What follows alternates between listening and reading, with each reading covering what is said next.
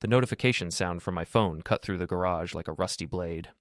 I wiped my greasy hands on the shop rag and glanced at the screen. 17 missed messages in the group chat. That was unusual for a Tuesday night. My name is Aaron Mitchell, and I fix things for a living. Transmissions, engines, broken dreams. Though the last one doesn't pay as well. I've been running Mitchell's Auto Repair for 8 years, ever since the plant closed and half this town forgot what steady work looked like. The first message made my stomach drop. The second made it twist. By the third, I understood exactly what my wife Kayla had done. There it was, a private photo I'd sent her last month during one of her business trips. Intimate, personal, meant for her eyes only. Now it was glowing on every screen in her social circle, complete with her commentary. Look what I have to work with, ladies. No wonder I need some excitement elsewhere. The responses were worse. Laughing emojis. Screenshots being shared. Monica, her best friend, adding fuel. Girl, you deserve so much better. Derek treats you like a queen. Derek. The personal trainer with the perfect abs and the Instagram account full of motivational quotes about living your best life. I'd suspected something was brewing between them for months, but seeing it confirmed in such a humiliating way felt like getting sucker punched in a dark alley. My hands shook as I scrolled through the messages. Kayla hadn't just cheated, she'd turned me into entertainment for her friends. The photo had already been screenshot multiple times. By morning, half the town would probably see it. I set the phone down and stared at the transmission I'd been rebuilding. Funny how you could take something apart completely, understand every gear and valve, then put it back together better than before. People weren't quite so simple. The garage door rumbled open and Kayla's sedan pulled in. She stepped out wearing her power suit and that smile she'd perfected for client meetings. Her auburn hair was styled differently, more expensive looking. Everything about her had been upgraded lately, from her wardrobe to her attitude. Working late again? She asked, not really caring about the answer. I grabbed dinner with Monica. We had so much to catch up on. I bet you did. Kayla, I said, holding up my phone. We need to talk. She glanced at the screen and shrugged. Oh, that. Sorry, honey. I was showing the girls how lucky I am, and I accidentally hit the wrong button. You know how these group chats work? Accidentally. These things happen. Don't be so sensitive about it. Sensitive. Right. Like having your private moments broadcast to a dozen strangers was something you just shrugged off. The comments suggest this wasn't exactly flattering, I said. Oh, come on, Aaron. They're just teasing. You know how women talk. And Derek? How does he fit into this conversation? Her smile faltered for just a second. Derek's a friend, a good friend who actually appreciates me. I appreciate you. Do you? When's the last time you took me somewhere nice? When's the last time you made me feel special instead of just another fixture in this grease-stained life? The words stung because they carried a grain of truth. I'd been working long hours, trying to keep the shop afloat while she climbed the corporate ladder at her tech company. Somewhere along the way, we'd stopped being partners and become roommates. But that didn't justify what she'd done. So, you decided to share our private moments with the world? It was an accident, Aaron. Stop being so dramatic. Dramatic. The woman who just humiliated me in front of her entire social circle was calling me dramatic. Where's Judy? I asked, changing the subject before I said something I'd regret. At her friend's house. She's been spending a lot of time there lately. Our 16-year-old daughter had been distant for months. I'd assumed it was typical teenage behavior, but now I wondered if she'd picked up on the tension between her parents. Kids were smarter than adults gave them credit for. Kayla headed toward the house, then paused at the door. I'm going out Friday night. Monica's throwing a little party for her promotion. What about our dinner plans? We can reschedule. This is important for my career. My career. Not our marriage, not our family. Her career. After she disappeared inside, I pulled out my phone and did something I'd never thought I'd do. I screenshotted every message in that group chat, saved every comment, and documented the timestamp of when my private photo had been shared. Then I called Frank Delacroix. Frank owned Murphy's Tavern downtown and had been a cop for 20 years before a knee injury forced him into early retirement. He was also the only person I trusted to give me straight advice without sugarcoating it. Aaron? It's past 10. What's wrong? I need to ask you something about digital privacy laws. This sounds like a story that requires beer. Meet me at the bar in 20 minutes. Murphy's Tavern was the kind of place where the jukebox still played actual records and the bartender knew your drink before you ordered it. Frank was waiting in our usual booth, 2 bottles of beer already on the table. So, he said after I'd explained the situation, Your wife shared intimate photos of you without consent, and you've got documented proof. Is that illegal? In this state? Absolutely. It's called non-consensual sharing of intimate images. Carries real penalties, fines, potential jail time, and definitely grounds for a civil lawsuit. I don't want her to go to jail. No, but you want her to understand there are consequences, and you want this to stop before it gets worse. Frank was right. This wasn't just about the photo anymore. It was about respect, boundaries, and the fact that my wife thought she could humiliate me without any repercussions.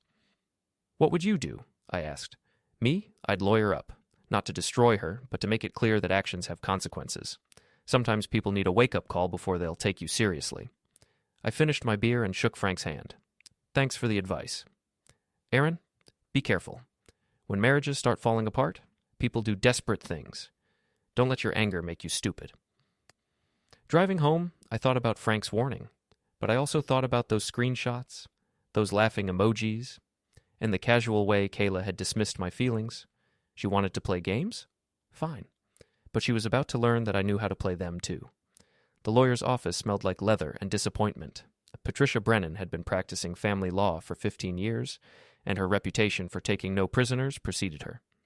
She reviewed my documentation with the focused intensity of a surgeon examining x-rays.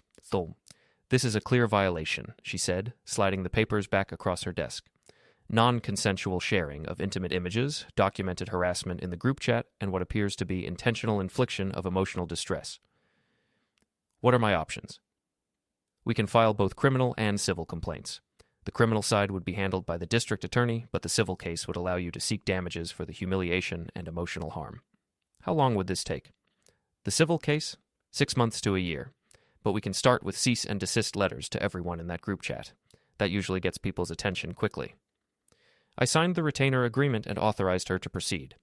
By the end of the week, 12 people would receive legal documents informing them that they'd participated in a crime and demanding they delete all copies of my photo. That evening, I stopped by Sal's diner for coffee and information. Sal's was gossip central for our little corner of the world, and I needed to know how far this story had spread. Mrs. Landon occupied her usual corner booth, holding court with 2 other neighborhood busybodies. She waved me over with the enthusiasm of someone who'd just discovered buried treasure. Aaron, honey, I heard about your troubles, she said, lowering her voice to what she probably thought was a whisper. That wife of yours has been running around town with that trainer fellow. Everyone's talking about it. What exactly is everyone saying?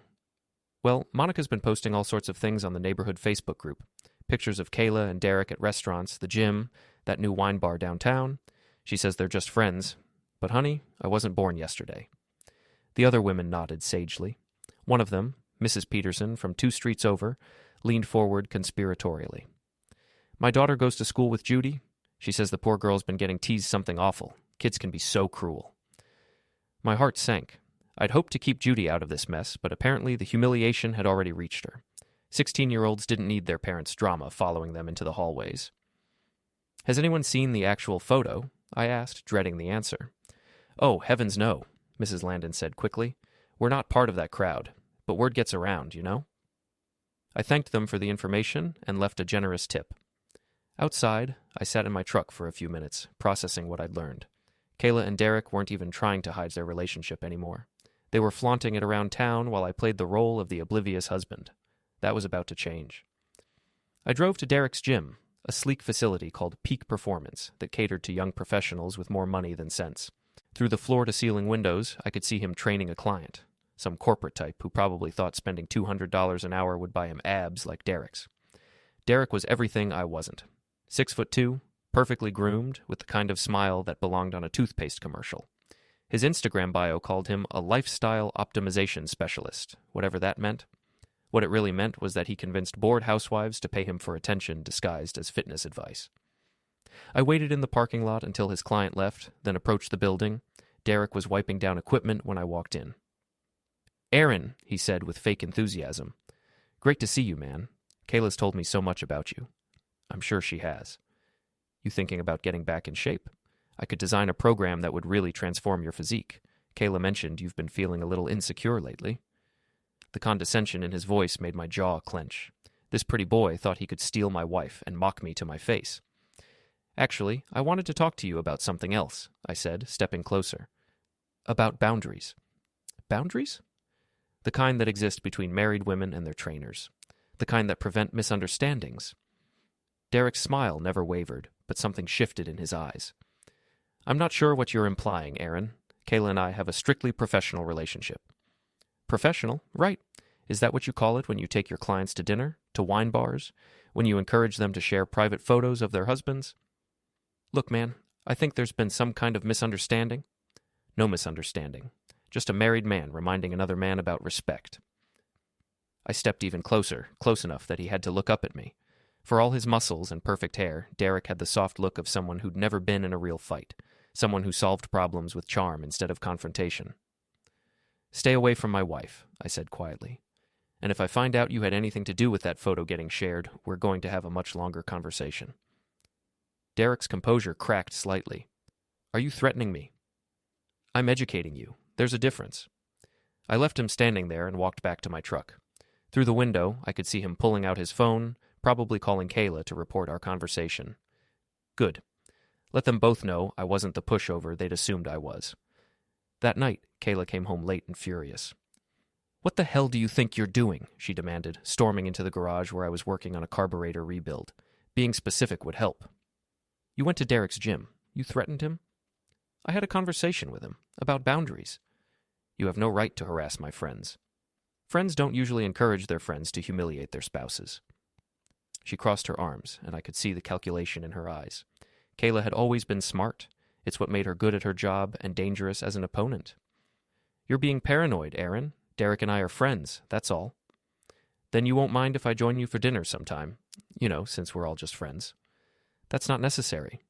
I think it is. In fact, I think a lot of things are going to be necessary from now on, starting with some basic respect for our marriage. Respect? She laughed, but it sounded forced. You want to talk about respect?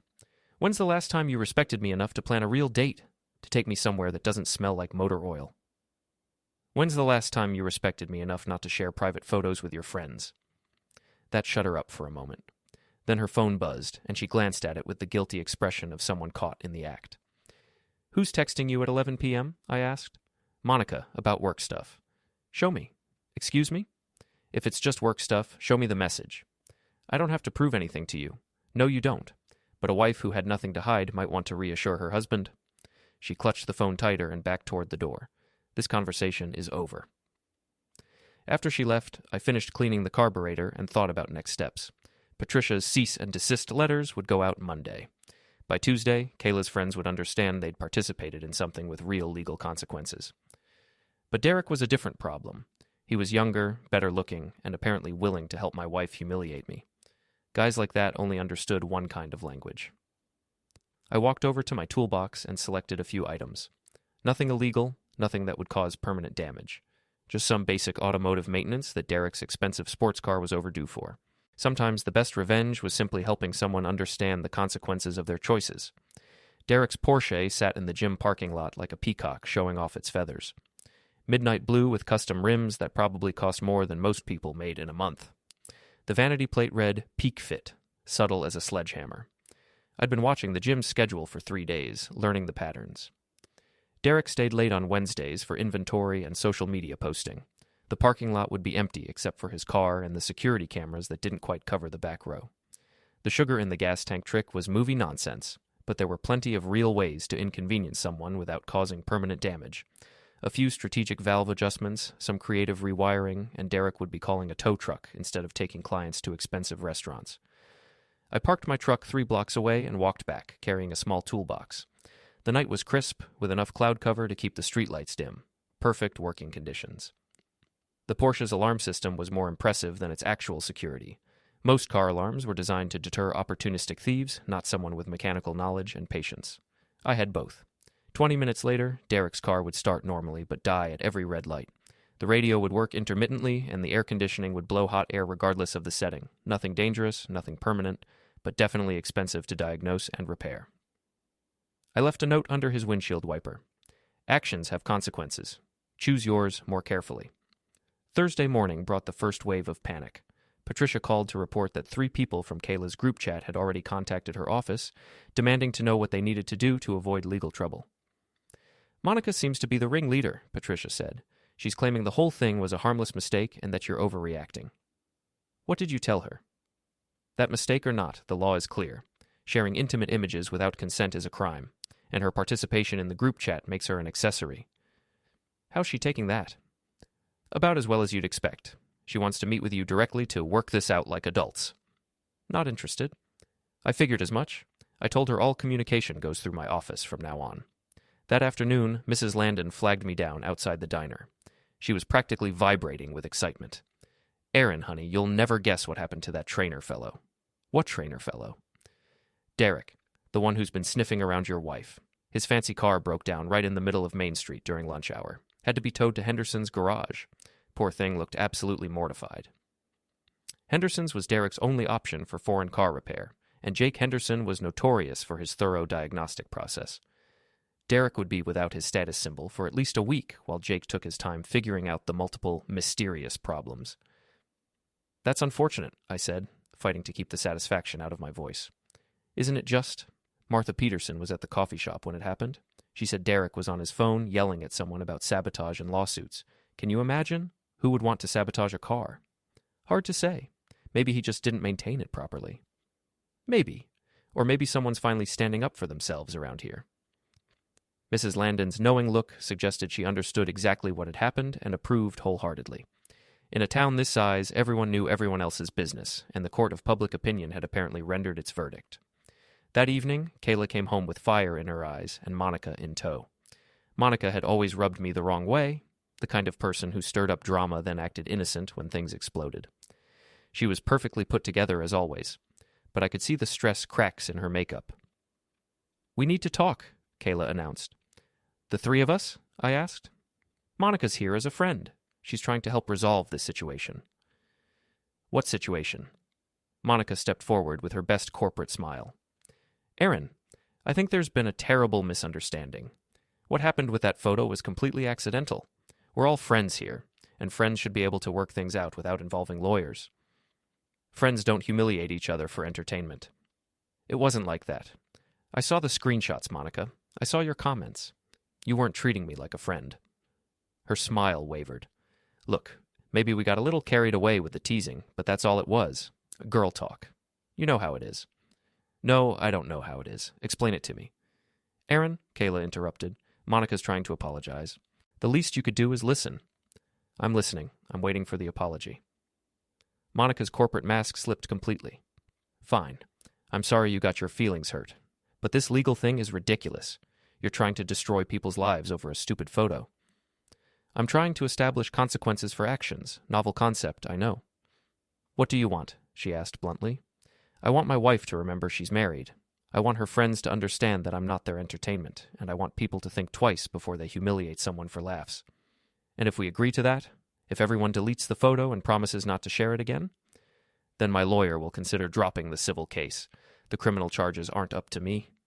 Monica went pale. Criminal charges? Sharing intimate images without consent is a felony in this state. Didn't your lawyer explain that when you called him? The look that passed between Monica and Kayla told me everything I needed to know. Monica had been the one pushing for the photo sharing, probably as part of some twisted scheme to break up my marriage so Kayla could be with Derek. This is insane, Monica said. You're destroying friendships over nothing. I'm not destroying anything. I'm just refusing to be destroyed quietly. After they left, I poured myself a beer and sat on the back porch. The night was quiet except for the distant sound of traffic and the occasional dog barking. Peaceful, if you didn't count the war being waged inside my house. My phone buzzed with a text from Frank. Heard about Derek's car trouble. Funny how these things happen. I typed back, Karma's a mysterious force. Indeed. Be careful, Aaron. Wounded animals are dangerous. Frank was right to be concerned. Kayla and her allies were feeling cornered, and cornered people made desperate choices. But I'd spent 8 years building a business from nothing, surviving economic downturns and competition from chain shops. I knew how to handle pressure. The real question was whether I wanted to save my marriage or just win the war. Right now, I wasn't sure there was a difference. Friday night arrived with the weight of unfinished business. Kayla had left for Monica's promotion party, wearing a dress I'd never seen before and perfume that cost more than most people's car payments. She'd kissed my cheek like we were still playing happy couple, but her eyes held the coldness of someone already gone. I spent the evening in the garage, rebuilding an engine and thinking about the choices that had brought us here. Somewhere along the way, we'd stopped being partners and become opponents. Maybe that was inevitable, or maybe we just stopped trying. Either way, the game was far from over. The call came at 2 a.m. I was deep in sleep when the phone's shrill ring cut through the darkness like an alarm. Kayla's name glowed on the screen. "Aaron, I need you to come get me." Her voice was slurred. Whether from alcohol or tears, I couldn't tell. In the background, I could hear shouting and what sounded like breaking glass. "Where are you?" "Derek's apartment. There was a fight. Monica and some other girls got into it with Derek's neighbors. The police are coming." "Why don't you drive yourself home?" "I can't. I'm too upset. Please, Aaron. I know things have been bad between us, but I need you." 20 minutes later, I pulled up to Derek's building, a converted warehouse in the trendy part of downtown, all exposed brick and floor-to-ceiling windows. Police cars lined the street, their red and blue lights painting the night in carnival colors. I found Kayla sitting on the curb, her expensive dress torn at the shoulder, mascara streaking down her cheeks. She looked smaller than I'd seen her in years, vulnerable in a way that reminded me why I'd fallen in love with her in the first place. "What happened?" I asked, sitting beside her. "Everything fell apart. Monica got drunk and started telling everyone about the legal stuff. Derek's neighbors complained about the noise, and when the police showed up, Monica tried to blame everything on you." "On me?" "She told them you've been stalking Derek, that you sabotaged his car, that you're obsessed with destroying her life." Derek backed her up. I felt something cold settle in my stomach. "What did you tell them?" "The truth, that you haven't been stalking anyone, that you were home with me when Derek's car broke down." She looked at me with something that might have been gratitude. "I know we have problems, Aaron, but I'm not going to let them frame you for something you didn't do." A uniformed officer approached us, notepad in hand. Officer Martinez, according to his name tag, looked like he'd rather be anywhere else than mediating rich people's drama at 2 a.m. "Mrs. Mitchell? I need to ask you a few more questions about your husband's whereabouts this week." "He's been home every night, working in the garage or watching TV. We may have marital problems, but Aaron's not a stalker." Martinez scribbled something in his notepad. "And the allegations about car sabotage? Ridiculous. Aaron knows cars, but he wouldn't vandalize someone's property. He's not that kind of person." After the officer left, Kayla and I sat in silence for a few minutes. The police were wrapping up, and Derek's neighbors were heading back inside. The party was definitely over. "Why did you back me up?" I asked. "Because despite everything that's happened between us, I know who you are. You're stubborn and sometimes infuriating, but you're not vindictive. Not like this." Monica seems to think differently. Monica's scared. The lawyer thing really spooked her. She's been calling me nonstop, trying to figure out how to make it go away. "And Derek?" Kayla was quiet for a long moment. "Derek's not who I thought he was. When the police started asking questions, he threw everyone under the bus to protect himself, including me." "What do you mean?" "He told them I was the one who shared your photo, that he tried to talk me out of it. He made it sound like I was some kind of obsessed stalker who wouldn't leave him alone." The irony was almost funny. Derek had tried to paint Kayla with the same brush Monica had used on me. When the pressure mounted, everyone started looking for someone else to blame. "I'm sorry," she said quietly. "About the photo, about all of it. I was angry and hurt, and I wanted you to feel as small as I felt, but I never meant for it to go this far." "How small did you feel?" "Like I was disappearing, like I was just Aaron's wife, not Kayla the person. You were so focused on the shop, and I was working so hard at the company, and somewhere we stopped seeing each other. So you decided to see Derek instead." "I decided to see someone who made me feel interesting again, someone who asked about my day and actually listened to the answer." Her words stung because they carried truth. I had been distant, wrapped up in keeping the business afloat while she climbed the corporate ladder. We'd become strangers, sharing a house. "Did you sleep with him?" "No, but I thought about it. I wanted to." "And now?" "Now I realized that Derek was never interested in me as a person. He was interested in what I could do for him, the connections, the money, the validation. When things got complicated, he dropped me like a hot wrench." We drove home in silence, both lost in our own thoughts. The house felt different when we walked in, less like a battlefield and more like a place where two people were trying to figure out what came next. "Aaron," Kayla said as we reached the stairs, "I know I don't have the right to ask, but is there any chance we can fix this? Not go back to how things were, but maybe find something better?" "I don't know. There's a lot of damage to repair." "I'm willing to try, if you are." I looked at my wife, really looked at her. For the first time in months. She was still beautiful, still the smart, ambitious woman I'd married. But she was also someone who'd betrayed my trust in the most public way possible. "We'll see," I said. "One day at a time." The next morning brought a call from Patricia with interesting news. Derek had contacted her office, claiming he wanted to provide information about Monica's role in the photo-sharing incident. "Apparently, your wife's boyfriend is having second thoughts about his alliance," Patricia said. "He's claiming Monica orchestrated the whole thing as part of some scheme to break up your marriage. Is that true? Hard to say. He could be telling the truth, or he could be trying to save his own skin. Either way, it sounds like their united front is cracking." "What does this mean for the case?" "It means we might have more ammunition than we thought. If Monica was the ringleader, she's looking at more serious charges. That might motivate her to settle quickly." After I hung up, I found Kayla in the kitchen, nursing a cup of coffee and looking like she'd been hit by a truck. The events of the previous night had clearly taken their toll. "Derek called," she said without looking up. "He wants to meet with me to clear the air about what happened." "What did you tell him?" "That I never wanted to see him again, that whatever we had was over." "And how did he take that?" "About as well as you'd expect. He accused me of leading him on, then abandoning him when things got complicated. Said I was just like every other bored housewife looking for excitement." "Charming." "He also said some things about you, about how you've been harassing him, and how he's going to make sure everyone knows what kind of person you really are."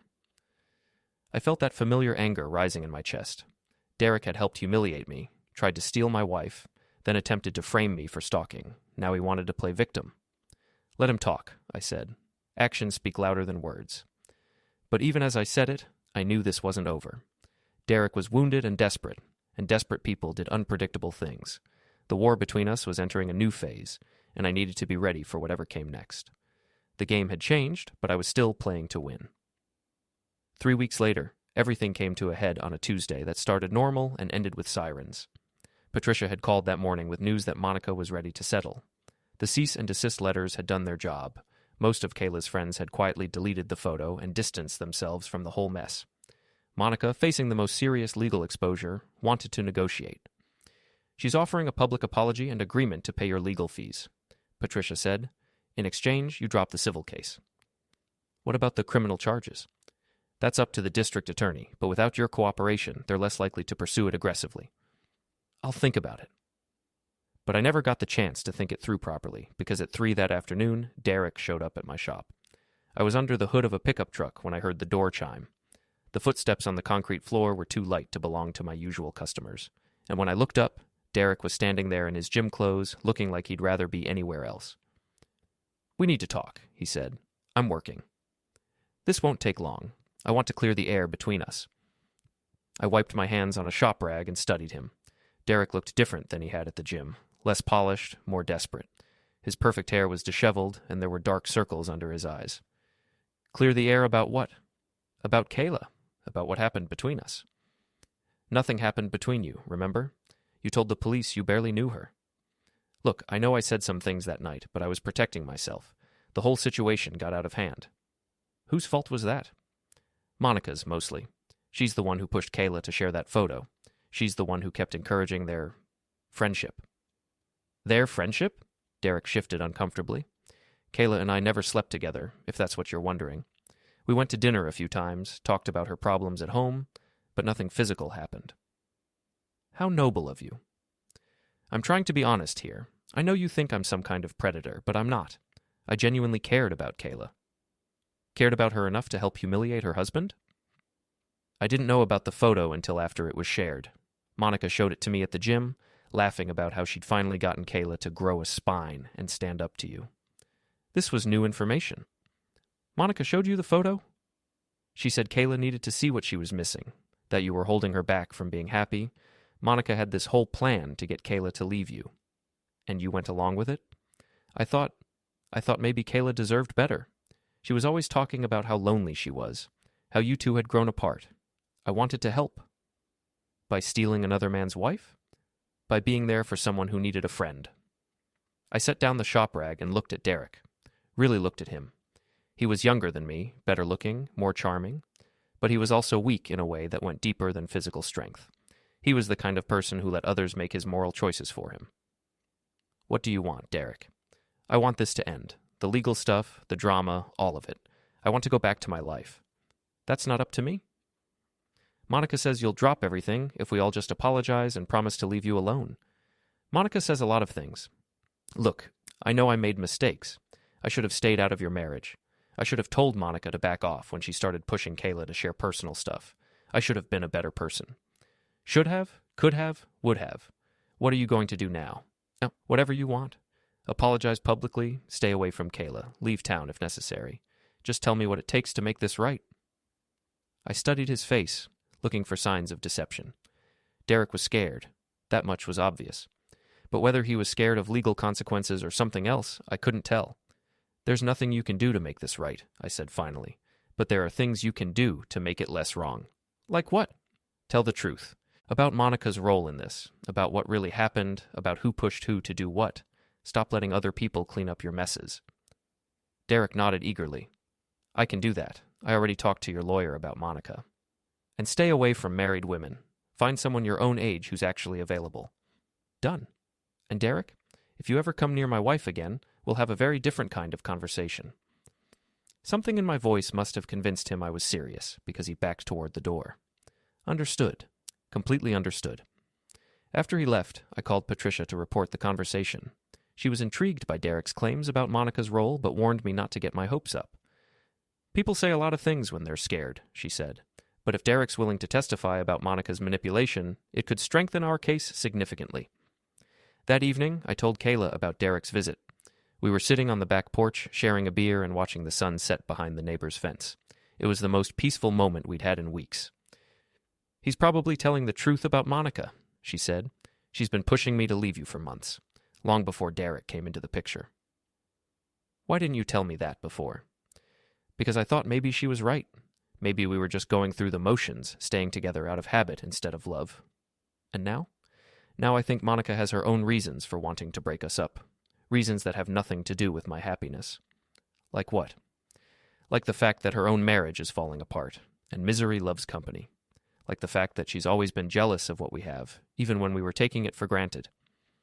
We sat in comfortable silence for a while, listening to the evening sounds of suburbia. Dogs barking, lawnmowers running, kids playing in distant yards, normal life continuing around us while we figured out how to rebuild our own. Aaron, Kayla said eventually, I want you to know that whatever happens with the legal stuff, I'm glad you fought back. I'm glad you didn't just take it quietly. Even though it's caused all this drama? Especially because of that. I forgot who you were for a while, forgot that you're not someone who gets pushed around. I needed to remember that the man I married has a spine. I never forgot who you were, I just forgot to pay attention. We both made mistakes. Yeah, but yours were more photogenic. She laughed despite herself, and for a moment, it felt like we might actually find our way back to each other. Not to who we used to be, but to who we could become. The next morning brought the news that Monica had been arrested. Apparently, Derek's testimony had provided enough evidence for the district attorney to file charges. She was released on her own recognizance, but the message was clear. Actions had consequences, even for people who thought they were untouchable. The war wasn't over, but the tide had definitely turned. And for the first time in months, I felt like I was fighting for something worth saving instead of just trying to avoid losing everything. 6 months later, the legal dust had settled. Monica pled guilty to reduced charges and paid a substantial fine, plus my legal fees.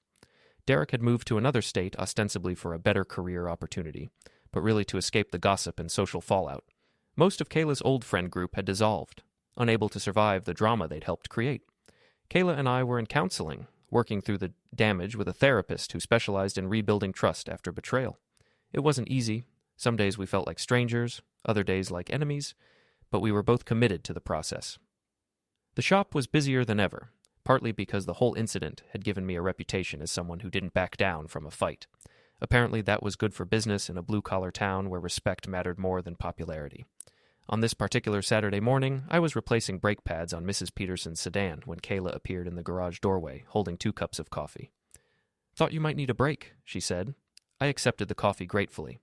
"Thanks. How's the job search going?" After everything that happened, Kayla had decided to leave her corporate position and start her own consulting firm. She said she was tired of office politics and wanted to work with people who shared her values. I have 3 potential clients lined up for next month, small businesses that need help with their digital marketing. That's great. It's scary, actually, but good scary, like starting over scary.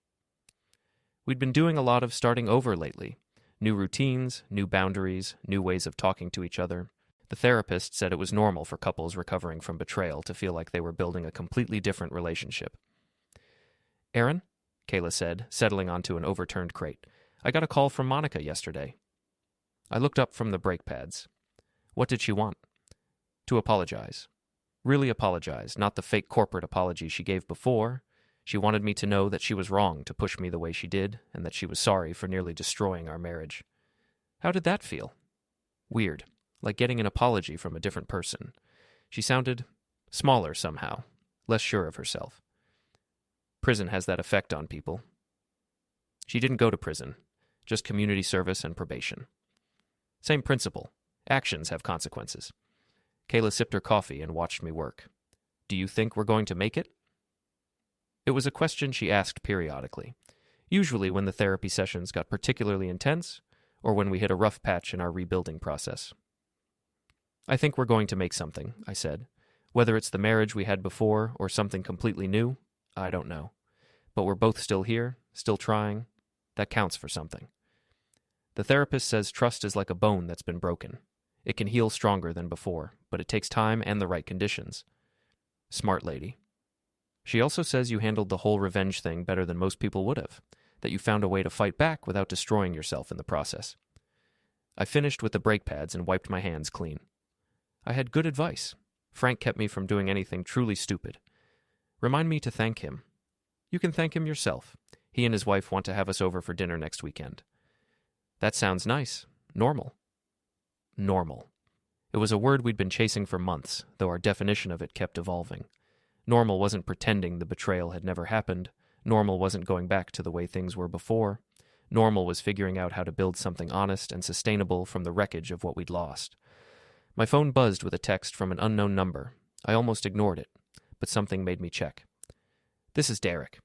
I know I promised to stay away, but I wanted you to know that I'm getting married next month, to someone who's actually available this time. I wanted to thank you for the wake-up call, even though I hated you for it at the time.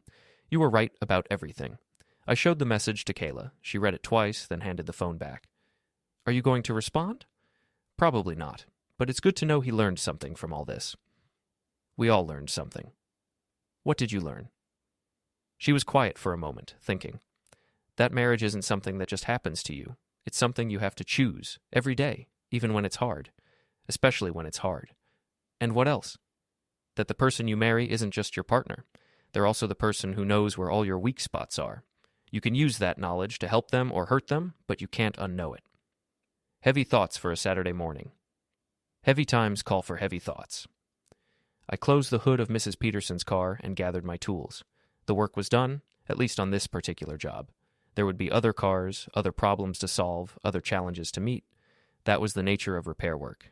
It never really ended, but each completed job was its own small victory. "So what now?" Kayla asked. "Now we keep working. On the marriage, on ourselves, on figuring out what comes next." "Together?" "Together." It wasn't the ending either of us had expected 6 months ago, but it was the ending we'd chosen.